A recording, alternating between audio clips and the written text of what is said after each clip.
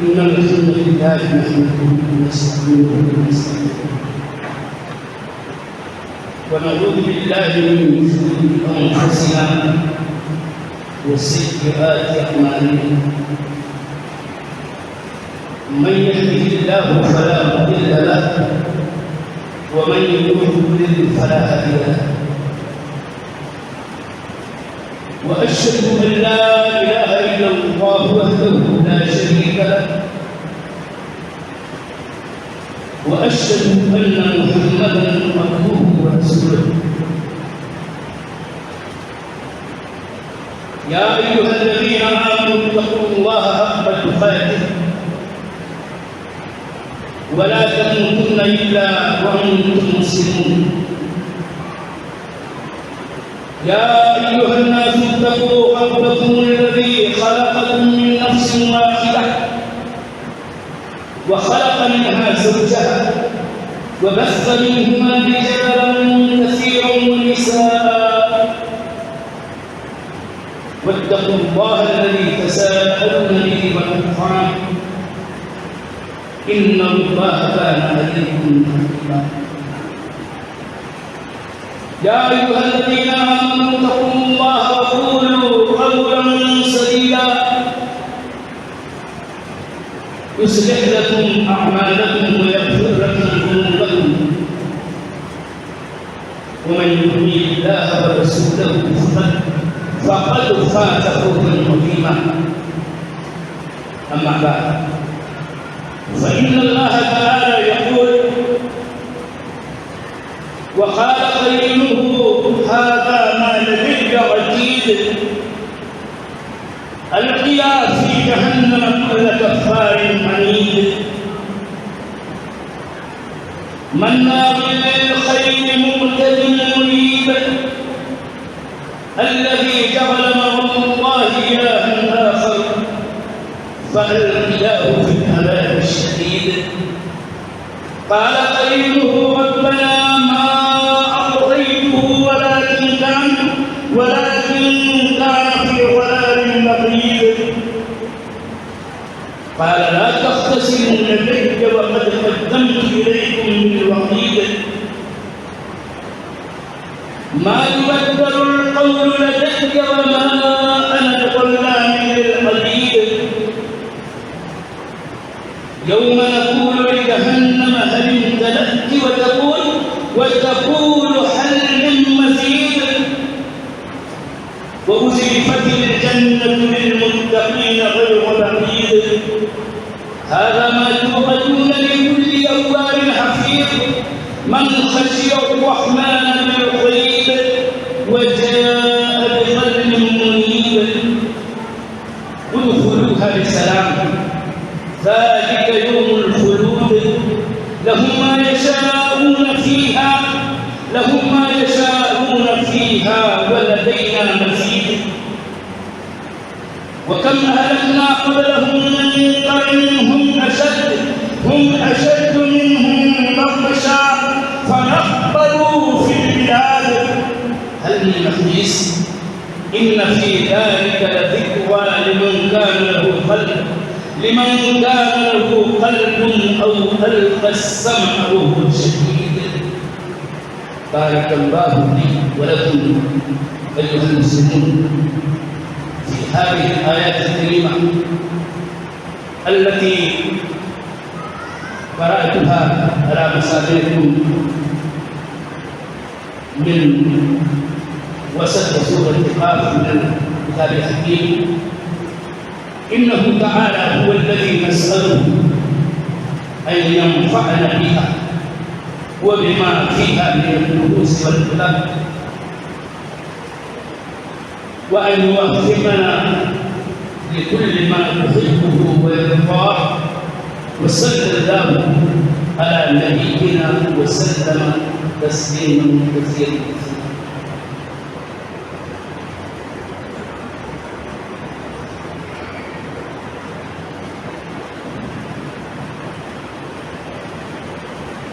الحمد لله رب العالمين والعاقبة للمتقين ولا عدوان إلا على الظالمين الظالمين، والصلاة والسلام الأتمان الأكملان على عبد الله ورسوله خاتم النبيين المبعوث رحمة للعالمين محمد وعلى آله وأصحابه وأزواجه وذرياته أجمعين ومن تبعهم بإحسان إلى يوم الدين. أشهد أن لا إله إلا الله وحده لا شريك له، وأشهد أن محمدا عبده ورسوله أرسله بالحق بشيرا ونذيرا. أما بعد، فإن الله جل وعلا يقول في كتابه: قد أفلح من زكاها وقد خاب من دساها. وقال جل وعلا في سورة الحالة: قد أفلح من تزكى وذكر اسم ربه فصلى بل تؤثرون الحياة الدنيا والآخرة خير وأبقى. رب اشرح لي صدري ويسر لي أمري واحلل عقدة من لساني يفقهوا قولي.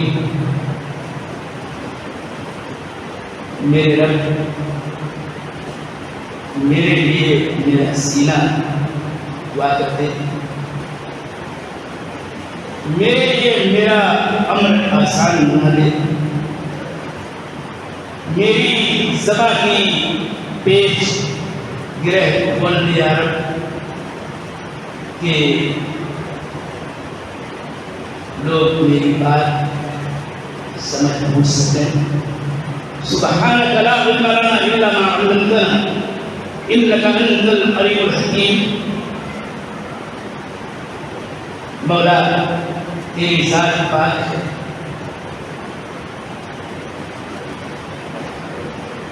ہمیں کوئی علم نہیں مگر وہی کچھ جتنا تو نے سکھا دیا عطا کر دیا. وہی علیم ہے، وہی حکیم.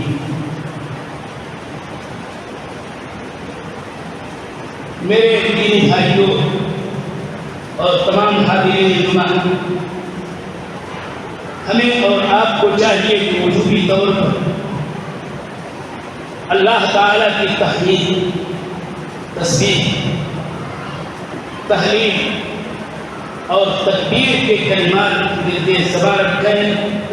صبح و شام رب جل وعلا کو یاد کرتے رہیں کہ ذکر الہی بڑی چیز ہے. ذکر الہی سے پریشان دل کو اطمینان حاصل ہوتا ہے. الا بذکر اللہ تطمئن القلوب. یاد الہی سے ہی دلوں کو طمانینت اور سکون حاصل ہوتا ہے. اور اسی طرح سے چاہیے ہمیں کہ واجب، مستحب، بہترین، مشروع، مسنون اوقات میں نبی خاتم رسول رحمت احمد مصطفیٰ محمد مصطفیٰ صلی اللہ علیہ وسلم پر صلاۃ والسلام کے مسنون صیغے پڑھتے رہیں، اور جمعہ کی رات اور جمعہ کے دن کثرت سے نبی صلی اللہ علیہ وسلم پر صلاۃ پڑھتے رہیں. عظیم الشان عمل. اللہ جل وعلا خود نبی پر صلاۃ کرتا ہے، اور اس کے فرشتے بھی، اس کے ملائکہ اس پہ صلاۃ کرتے ہیں. ہمیں اللہ جل وعلا نے حکم دیا ہے تمام مومنین کو کہ نبی پہ صلاۃ کرو اور سلام بھی کرو. میرے جی بھائیوں، میں نے قرآن کریم کی سورہ الشمس اور سورہ اعلیٰ کی آیتیں پڑھی ہیں، اور اس میں جو ایک مضمون ہے اساسی، اسی کے متعلق میں تذکیر اور تنبیہی بات رکھنا چاہتا ہوں سامنے اپنے لیے اور اپنے دینی بھائیوں کو یاد دہانی کرنے کے لیے ایک اہم ترین مسئلے کی۔ مسئلہ یہ ہے کہ اللہ جل وعلا نے ہم کو اور آپ کو پیدا کیا، اور پیدائش کی غرض و غایت کتاب اللہ کی آیت کریمہ کی روشنی یہ ہے کہ ہم اللہ جل وعلا کی تنہا عبادت کریں۔ اس طرح سے دوسری بات یہ ہے، دوسرا جملہ آپ یہ یاد رکھیں کہ اللہ جل وعلا نے ہم کو آپ کو پیدا کیا، موت و حیات کا خالق تو وہی ہے، ہمیں پیدا کیا ہے تاکہ آزمائے کہ ہمیں سے اس نے عمل والا کون ہے۔ الذی خلق الموت والحیات لیبلوکم ایکم احسن عملا۔ اور یہ بات یاد رہے کہ ہم اللہ جل وعلا کے بندے ہیں تو اللہ جل وعلا کی قدرت اور اس کی بڑائی پر اور اس کی تمام تر اسماء اور اعلیٰ صفات پر ایمان رکھتے ہیں اور اس کی تقدیر پر بھی ایمان رکھتے ہیں، لیکن معاملہ یہ ہے کہ ہم اللہ جل وعلا کی نازل کردہ شریعت ہم امت محمد صلی اللہ علیہ وسلم کے لیے جو اللہ جل وعلا نے شریعت نازل کی ہے اور کتاب اللہ اور سنت رسول اللہ کی شکل میں ہم کو جو کچھ تعلیمات دی ہیں ایمان الاسلام اور احسان کی، ان پر ہمیں بقدر استطاعت بقدر توفیق عمل کرنا ہے۔ یہ اہم ترین مسئلہ ہے جس کو ایک بندے مومن کو جاننا چاہیے۔ مسئلہ آزمائش کا یہاں آتا ہے کہ اللہ جل وعلا کی یہ حجت بالغہ ہے اور حکمت کاملہ ہے کہ اللہ جل وعلا نے ہم انسانوں کو پیدا کیا ہے اور ہمارے اندر اللہ جل وعلا نے حضور اور اسی طرح سے تقویٰ ایمان کی اور کفر کی، خیر کی اور شر کی، اور اس طرح سے ان دونوں متضاد چیزوں کی قدرت اور ارادہ جو ہم بندوں کے اعتبار سے محدود قدرت اور ارادہ ہے، لیکن اپنے عمل کے تعلق سے تینوں ہمارے ارادے کا اور ہماری قدرت کا اپنا کردار ہوتا ہے کہ ایک بندہ مومن ہوتا ہے وہ اپنے ارادے کو بروئے کار لاتا ہے، اپنی قدرت کو، اپنی قوت کو، اپنی استطاعت کو، اپنی وسعت کو بروئے کار لاتا ہے اور ایمان کے سارے تقاضوں کو پورا کرتا ہوا بندے مومن بنتا ہے۔ تو ایک دوسرا انسان اس سے بالمقابل یہ ہوتا ہے کہ جو اپنی ہی قوت اور اپنے ہی ارادے اور اپنی ہی محدود قدرت کو بروئے کار لاتا ہے جو اللہ نے عطا کیا ہے، اور وہ کفر کی جگہ اختیار کرتا ہے اور نتیجتاً اگر اسی حال میں مرتا ہے تو وہ کافر بن کے مرتا ہے اور وہ کافر ہوا کرتا ہے۔ اور اسی طرح سے آپ ساری باتیں کہتے جائیں۔ معاملہ ہمارا آتا ہے کردار کا کہ ہم اللہ جل وعلا کی نازل کردہ شریعت اور اللہ جل وعلا کے تمام اوامر و احکام اور نواہی و محرمات کا علم رکھتے ہوئے جو چیز ہم سے اللہ تعالیٰ چاہتا ہے اور جس کا حکم دیتا ہے اس کو ہم بجا لائیں، اور اسی طرح سے اس کے حکم سے اس کے رسول صلی اللہ علیہ وسلم نے جن باتوں کا ہم کو حکم دیا ہے اس کو ہم بجا لائیں، اور جن چیزوں سے روکا ہے اس سے ہم باز آ جائیں، اور اس طرح سے خیر کے راستے کو، ایمان کے راستے کو، اسلام کے راستے کو اپناتے رہیں، ورنہ دل ہے اور اندرون خانہ نفس ہے، یہ خیر و شر دونوں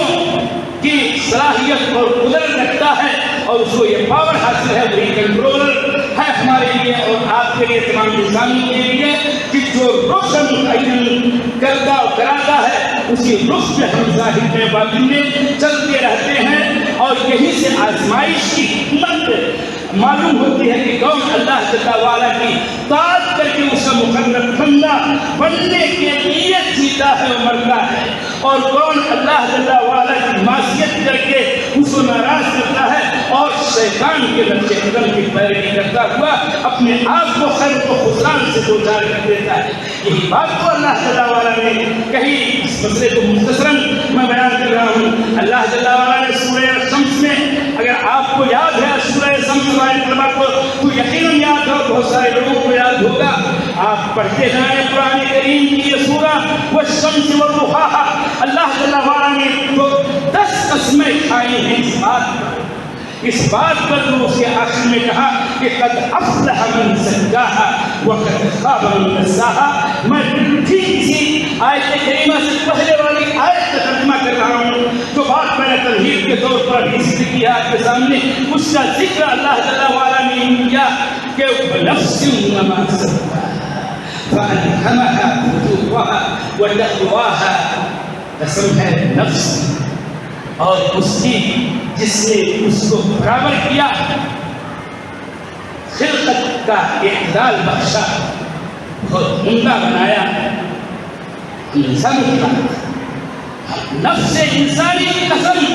اور اس کی قسم جس نے اس کو برابر کیا، یعنی اللہ جل وعلا نے نفس کی قسم کھائی اور پھر اپنی قسم کھائی اور یہ کہا آگے کہ فَأَلْهَمَهَا فُجُورَهَا وَتَقْوَاهَا، نفس میں، نفس انسانی میں، انسانوں کے اندرون میں، ان کے دل میں،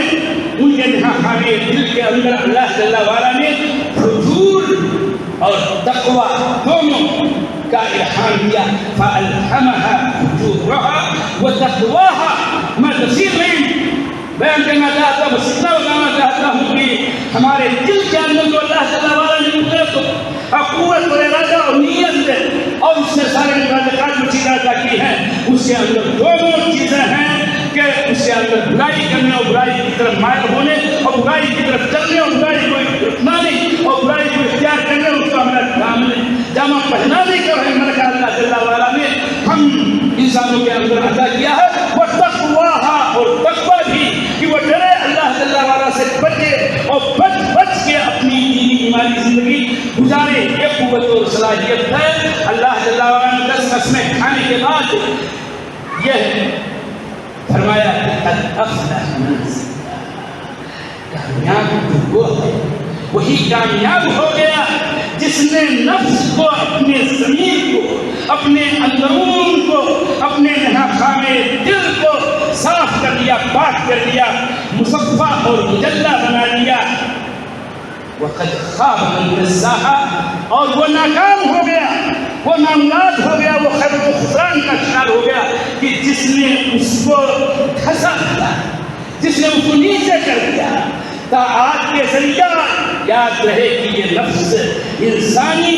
مزکہ ہوتا ہے، صاف ستھرا ہوتا ہے، اور معصیت کے ذریعہ نفس انسانی اور قلب و ضمیر یہ گندے اور گندے ہو جاتے ہیں، ناصاف ہو جاتے ہیں اور برائیوں کے مرکز بن جاتے ہیں۔ میں آپ سے مختصراً یہ بتانا چاہتا ہوں میرے دینی بھائیوں اور جملہ محترم حاضرین جمعہ کہ تزکیہ نفس، تزکیہ قلب، دل کا تزکیہ، یہ ہمارے لیے بہت ہی اہم ترین مسئلہ ہے اور ہمارے دین میں ہم سے مطلوب ہے، ہماری شریعت میں مطلوب ہے۔ ہم سے اللہ جل وعلا یہ چاہتا ہے کہ ہم اپنے دلوں کو صاف رکھیں اور ستھرا رکھیں،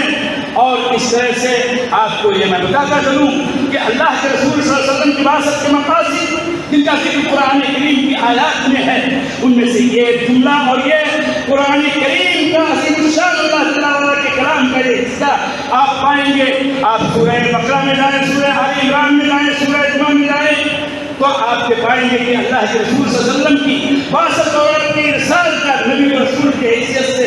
آپ کے مبعوث ہونے کے جو مقاصد تھے، ان میں سے ایک مقصد یہ بھی تھا کہ وہ رسول اس لیے تمہارے اندر مبعوث کیا ہے اللہ جل وعلا نے، اللہ کہتا ہے کہ تاکہ وہ ان کا، اپنے اوپر ایمان لانے والوں کا وہ تزکیہ کریں، ان کے دلوں کو صاف ستھرا بنا دیں اپنی تعلیمات کے ذریعہ اور وہی والے علم کے ذریعہ جو اللہ کی شکل میں اتری ہو اور جو حدیث کی شکل میں اللہ تعالیٰ نے ذکر وہی کی ہے، ان کے اندر جو تعلیمات ہیں خیر کی اور ہر طرح کی بھلائی کی اور ہر طرح کی بہتری کی، ان کے ذریعہ وہ رسول ان کے دلوں کو صاف ستھرا بنا دیں کہ وہ اللہ جل وعلا کی عبادت کریں، خالص اسی کی عبادت کریں، وہ اللہ جل وعلا کی اطاعت کریں کہ بالکل شیطان کی اور دیگر کی وہ معصیت کی اطاعت خلاف نہ کریں اور اللہ جل وعلا کی معصیت سے بچیں. یہ ہے تزکیہ. تزکیہ کا مطلب یہ ہے کہ انسان اپنے آپ کو اس مقام پہ رکھے کہ اسلامی جو تعلیمات ہیں، اسلامی احکامات ہیں اور ایمان اور اس کے جو تقاضے ہیں وہ پورا کرتا رہے، اپنی بساط بھر اور اپنی استطاعت بھر، اور معصیت کرنے سے اللہ جل وعلا کی اور اللہ تعالیٰ کے احکامات کے عوامل کی خلاف ورزی کرنے سے اپنے آپ کو بچاتا رہے، اپنے آپ کو بچاتا رہے. یہی تو اصل دلوں کی صفائی ہے. اور دل کی اہمیت تو آپ جانتے ہیں کہ یہی تقویٰ کا محل، یہی تقویٰ کا مقام ہے. یہ دل ہے کہ اگر صاف ستھرا ہو جائے اور اس کے اندر صلاح اور اچھائی پیدا ہو جائے تو پھر تو سارا جسم انسانی بہتر ہو جاتا ہے. اگر دل یہی برباد ہو جائے، یہی فاسد و بیکار ہو جائے تو یقین جانیے کہ سب کچھ ہے. جیسے ظاہر میں انسان کا جسم خراب ہو جاتا ہے، یہی مسئلہ ہے کہ اسلامی تعلیمات پر عمل کرنے میں دل اور دل کے ارادے اور اس کی نیات کا اور اس کی صفائی اور ستھرائی کا بڑا عظیم شان کردار ہوتا ہے. اگر دل صاف ستھرا ہے اس طور پر کہ وہ اللہ اس کے رسول کی اطاعت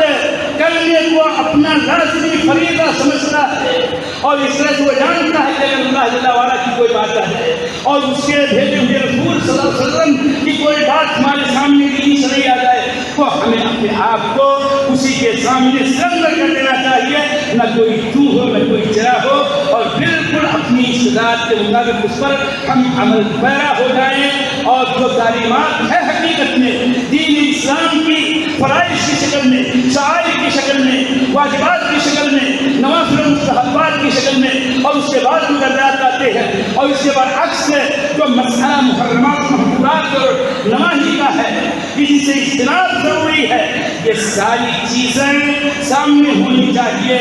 اور عوامل پر عمل ہونا چاہیے اور نواہی سے اور محرمات سے پرہیز ہونا چاہیے. اور عبادت جس طرح سے اللہ جل وعلا نے ہماری تخلیق کی ہے اس کا سلسلہ جب تک ہوش و حواس ہے تب تک جاری رہنا چاہیے کہ آگے موت آ جائے. وَاعْبُدْ رَبَّكَ حَتَّىٰ يَأْتِيَكَ الْيَقِينُ. یہ مسئلہ ہے. مسئلہ یہ ہے بولنا ہوگا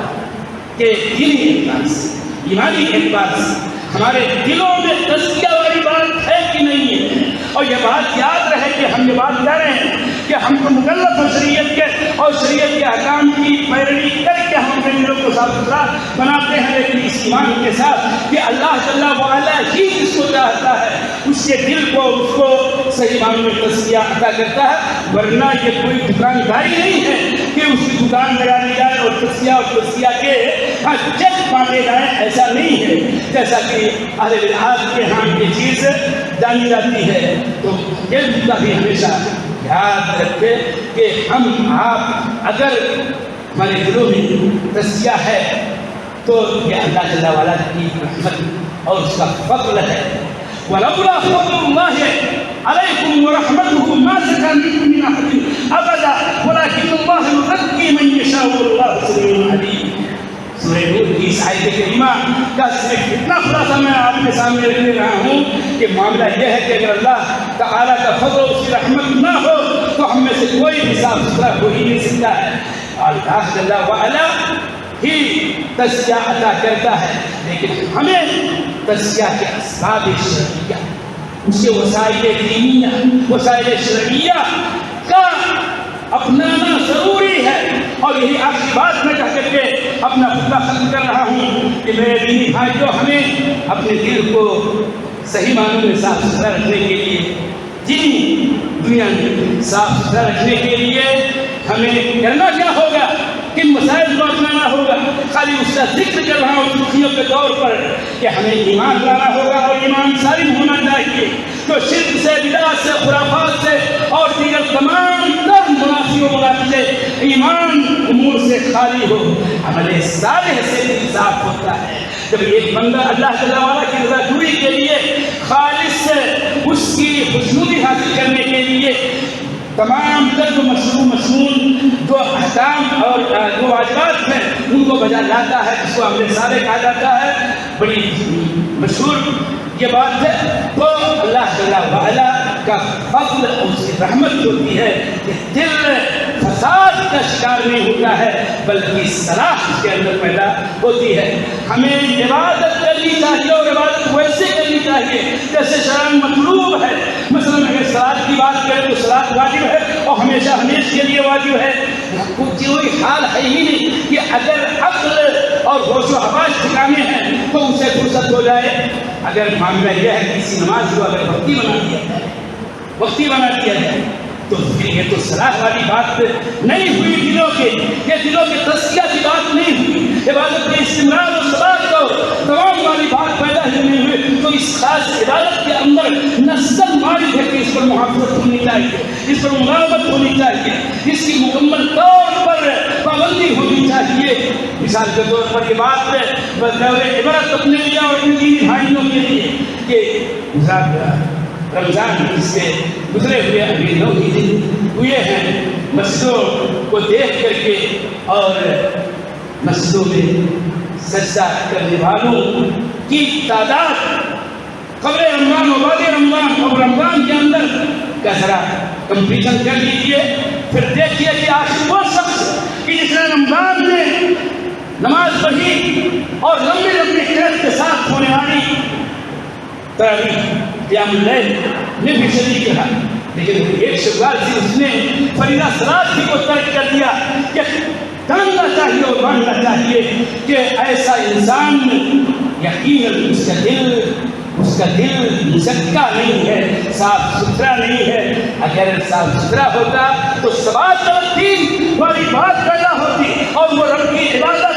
صلاۃ فریضہ کی شکل میں بطور تنبیہ یہ بات ہو رہی ہے، وہ برابر اس عبادت پہ قائم رہتا اور وعد ربک حتی یاتیک الیقین کا مظاہرہ اس سے ہوتا۔ یہ مسئلہ بڑا ہی اہم ہے، اس لیے اور اس طرح سے تقوی الہی الفاظ بدلتے جائیں، بدلتے جائیں، صلاح سے، تقوی سے، طہارت سے،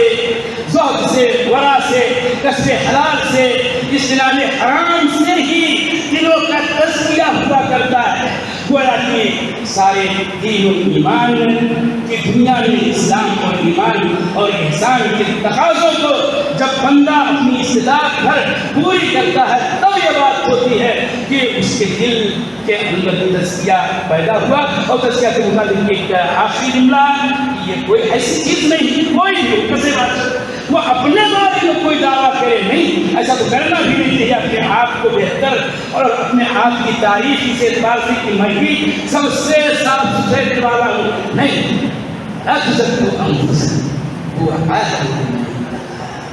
کبھی بھی ایسا نہیں سمجھنا چاہیے کسی بندے کو کسی باشد کہ اپنے آپ کو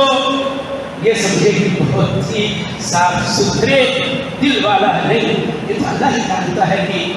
تقویٰ صحیح معنوں میں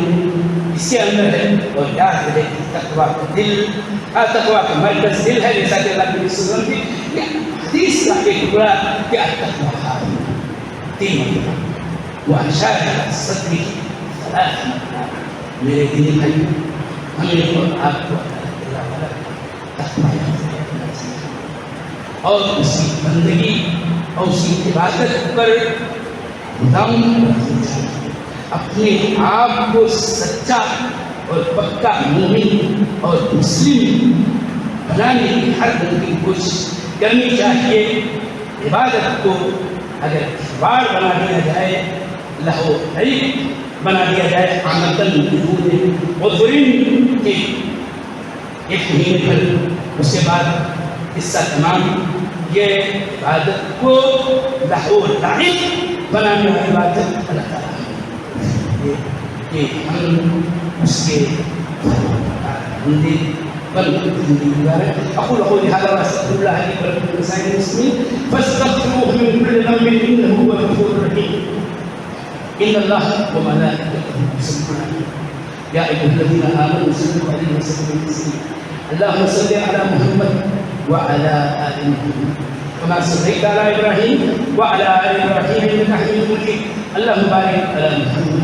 وعلى ال محمد كما باركت على ابراهيم وعلى ال ابراهيم انك حميد مجيد اللهم اعز الاسلام واذل الشرك والمشركين اللهم دمر اعداء الدين، اللهم اشف مرضانا ومرضى المسلمين واقض الدين عن المدينين، اللهم اصلح شبابنا شباب الاسلام وجميع المسلمين. عباد الله رحمكم الله، ان الله يأمر بالعدل والإحسان وإيتاء ذي القربى وينهى عن الفحشاء والمنكر والبغي يعظكم لعلكم تذكرون، ولذكر الله أكبر والله لا يحب الظالمين.